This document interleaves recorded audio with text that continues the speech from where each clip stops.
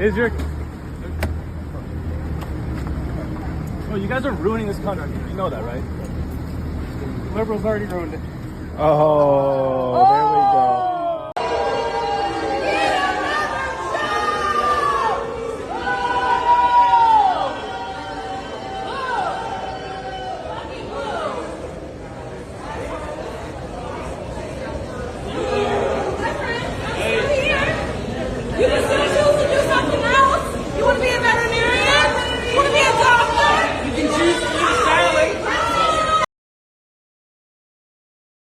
Dale Jackson here for Yellowhammer Now. And, you know, personally, I find it somewhat endearing that our law enforcement officers on the federal level, some National Guard, and others in Washington, D.C.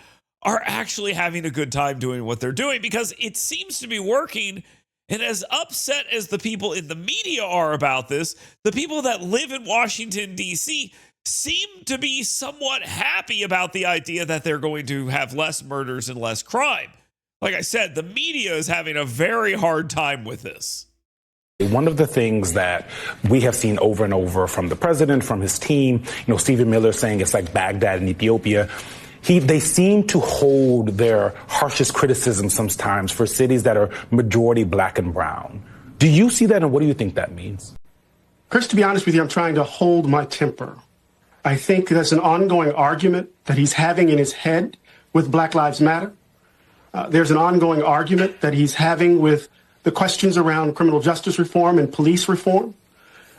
It's interesting that he really doesn't really care about what's actually happening in D.C. He's doing the dictator playbook again, just like he did in L.A. He does this with black mayors. Yes. Whether it's Baltimore, L.A., New York. It is the reincarnation of George Wallace, of Huey Long, of the disgusting policies of the past. He really enjoys using U.S. military force against American civilians on American soil and wants any excuse to do it anywhere he can. This is part of the very dangerous slide towards authoritarianism. And while they're elitists and live in the nicest neighborhoods and they tend to have a security and they're safe all the time, regular citizens don't feel that way, especially in Washington, D.C. Right now, they feel safe. They're happy. They like this, and they're saying it out loud. So now y'all mad at Trump for cleaning up D.C., cleaning up the nation's capital. And I think it's crazy, especially if you a DMV native. When we go out and do things, we typically go to D.C. We all have seen some BS in D.C. I've lost friends to gun violence in D.C. I've been out partying and heard gunshots in D.C. Then you go somewhere like the Wharf to the Felipe Chow and people getting robbed at Felipe Chow. And I can continue, but I ain't really trying to go there today. But it ain't safe, and you can't even really enjoy yourself, man. Oh, one more. They said the Capital One Arena is the most dangerous arena in the country. And if you've been down there in Gallery Place, you already know. So knowing that these things affect us and affect our safety, especially y'all with kids, how can you get mad at that? Like, I promise y'all, and listen, I'm in the middle. I don't rock with either party. But if Biden or Kamala was doing this, y'all would be happy. Real talk. Like, I know the little young YNs is out of control, man. And y'all sick of them too. But again, y'all just like to be outraged about anything.